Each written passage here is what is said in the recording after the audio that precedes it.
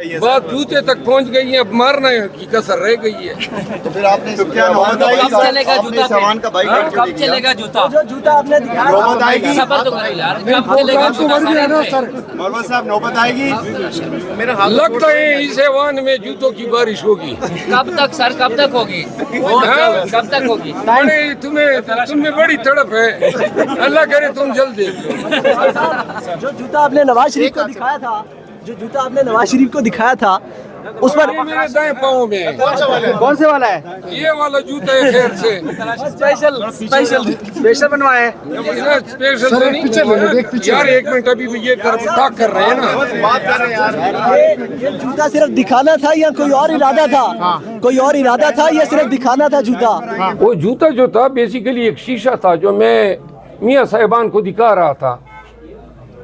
یہ جوتا نہیں تھا، یہ اس جوتے کی پیداوار ہیں جو ضیاء الحق پہنا کرتا تھا اور جس کے طفیل یہ وزیر اعلیٰ بنا 85 میں اور آج تک پاکستان کی سیاست میں ہے، تو لہٰذا ان کو اصل مقام دکھا رہا تھا۔ میاں نواز شریف ہارے ہوئے ہیں، ایوان میں حلف اٹھا رہے ہیں، 3 دفعہ وزیر اعظم رہ گئے، اب ملک پہ تو رحم کر لو۔ تھوڑا سا ضمیر ہوتا تو کہہ دیتے کہ نہیں، میرا ضمیر گوارا نہیں کرتا ہے کہ میں فی الشدہ مینڈیٹ کے ساتھ ایوان کا ممبر بنوں، تو ان کا حق بنتا ہے جوتا دکھانے کا۔ نواز شریف اور شہباز شریف جب آئے تو ایک تو چونکہ آپ دیکھ رہے ہیں یہ لوگ مینڈیٹ چور ہیں اور اسی چوری سے خائف ہو کے ان کی آواز میں نہ گنگرج ہیں نہ یہ کوئی ریزسٹ کر پا رہے ہیں، خاموشی سے دب کے بیٹھے ہیں۔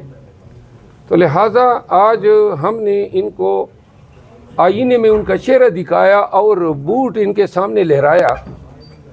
ضیاء الحق کی سرپرستی میں یہ خاندان جو ہیں سیاست میں آیا اور ابھی تک ان کے عادات اور خصائل میں وہی چیزیں ہیں۔ آج بھی ہم نے ایوان میں کہا کہ ایوان، جب اسپیکر نے یہ کہا کہ ایوان جو ہیں یہ سب سے مقتدر فورم ہے، تو میں نے اس پہ اٹھ کے کہا کہ کاش یہ مقتدر وہ تھا، کیونکہ جو لوگ ایوان میں جیلی طور پہ الیکٹ ہو کے آ سکتے ہیں اور اجنبی ہیں، ایم این اے بن کے بیٹھے ہیں، جنہوں نے ان کو بنایا ہے، اس سے مقتدر کوئی نہیں ہو سکتے ہیں۔ اسپیکر کے الیکشن میں اور ڈپٹی اسپیکر کے الیکشن میں وہ جیلی مینڈیٹ ووٹ ڈال رہا ہے، پاکستان کے لیے المیہ ہے، پاکستان کے مستقبل کے لیے اس سے بڑا خطرہ کوئی نہیں۔ آج محمود خان اچکزئی صاحب نے حق پر مبنی باتیں کی ہیں اور یہ بتائے ہیں کہ ملک کو کس جانب ہم لے جا رہے ہیں۔ جب تک ملک کی تمام سیاسی قوتیں بشمول P M L N People's Party اور تمام وہ پارٹیاں جو آج ایوان میں ہیں وہ گول میز کانفرنس نہ کر لیں اور قرآن کریم کو درمیان میں رکھ کے یہ فیصلہ نہ کریں کہ ہم کر کیا رہے ہیں اور کس کی خوشنودی کے لیے کر رہے ہیں۔ ہمارا واحد، تمام پارٹیوں کا واحد ٹارگٹ جو ہے وہ عوام کی فلاح و بہبود ہونی چاہیے۔ آئے دن پیٹرول مہنگا ہو رہا ہے، بجلی مہنگی ہو رہی ہے، گیس مہنگا ہو رہا ہے، مہنگائی کے بم گرائے جا رہے ہیں، عوام کو کوئی ریلیف نہیں ہے اور زیادہ زور اسی پہ لگا ہوا ہے کہ کون سی پارٹی زیادہ جیلی مینڈیٹ چوری کر لیتی ہے۔ تو لہٰذا یہ ایک گول میز کانفرنس جس کا خاکہ محمود خان اچکزئی صاحب نے پیش کیا، اس پہ بات ہونی چاہیے۔ تمام سیاسی قوتوں کو سوچنا چاہیے کہ کیا ہم مل کے اس ملک کو صحیح معنوں میں جمہوریت نہیں دے سکتے ہیں؟ کیا ہم مل کے اس ملک کو تمام غیر سیاسی عناصر کی اثر و رسوخ سے پاک نہیں کر سکتے ہیں؟ ہم لوگوں کو جو سیاستدان ہیں، جو پارلیمنٹیرین ہیں، ان کا کام سیاست کرنا ہے، انہی کو یہ کام کرنا چاہیے۔ عدالتوں کو انصاف سے، فوج کو اپنی ذمہ داریوں کے ساتھ، ہر ایک اپنے ریلیم میں رہ کے اپنے فرائض انجام دیں۔ یہ ایک دوسرے کے کام میں گھسنا، ٹانگ اڑانا، یہ ملک کے لیے روز بروز جو ہے خطرناک بنتا جا رہا ہے۔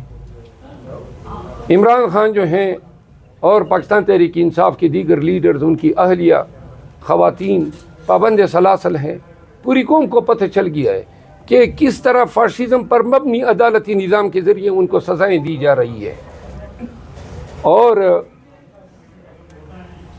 ایک ہفتے میں 3 سزائیں، اور ابھی پھر جو ہیں القادر ٹرسٹ کیس میں نیا کیس مومنٹم پکڑتا جا رہا ہے تاکہ یہاں سے اگر رہائی ہو تو نئے سزا کا فیصلہ تیار رہے۔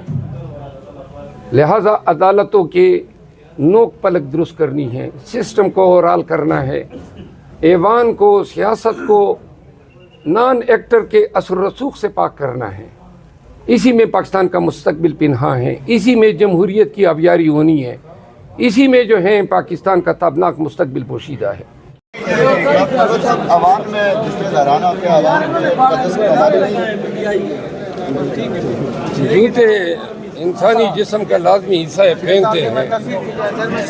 یار یہ بات جی سر، مروا صاحب کھڑے ہو جائیں 1 منٹ، مروا صاحب کھڑے ہو جائیں، رک جائیں 1 منٹ۔ عوام کے قدس کی پامالی نہیں ہے، اس میں جوتے لہرائے جائیں۔ ایوان کی تقدس کی پامالی یہ ہے کہ اس میں مینڈیٹ چوری کر کے جیلی لوگوں کو بٹھایا جائے، اس سے بڑی توہین کیا ہو سکتی ہے؟ جوتا آپ کو نظر آ رہا ہے، وہ جیلی میں نظر نہیں آ رہے ہیں۔ تو آپ باہر آ جاؤ، باہر۔ آپ کا یہ تھا کہ ہم نے انہیں ووٹ پول نہیں کرنے دینا ہے، کل آپ نے کہا تھا کہ ہم نے ان کو ووٹ نہیں پول کرنے دینا ہے، تو کیا وجہ ہے؟ کوئی مفاہمت ہو گئی تھی سر؟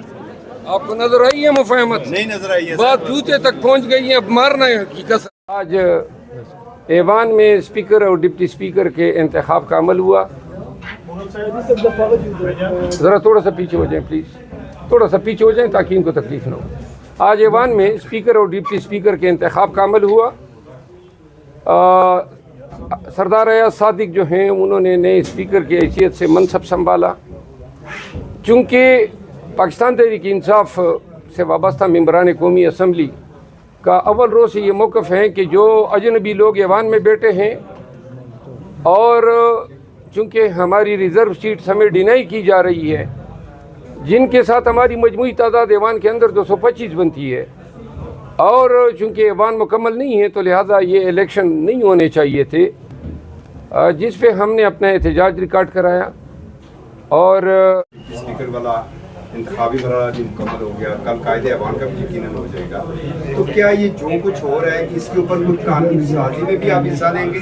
نمبر 1، کیا قانون سازی میں بھی آپ کو حصہ لیں گے جو الیکشن میں جو کچھ ہوا ہے، الیکشن ایکٹ میں ترمیم کے حوالے سے؟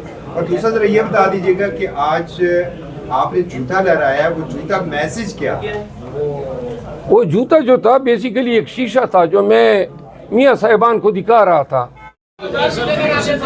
ہم F9 پارک سے پریس کلب آئیں گے، ڈی چوک پہ ہم تب آئیں گے جب دھرنے پہ آئیں گے انشاءاللہ۔